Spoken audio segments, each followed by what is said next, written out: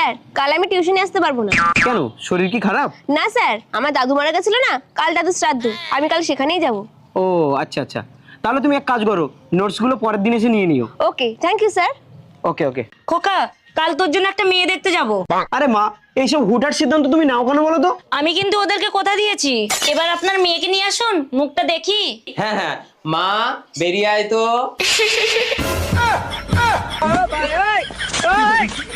ও, এই তাহলে তোমার দাদুর শ্রাদ্ধ?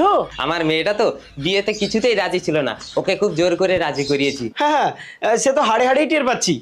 মা, এ হলো আমার ছাত্রী। ছাত্রী? হ্যাঁ বাবা, উনি আমার টিউশনের স্যার।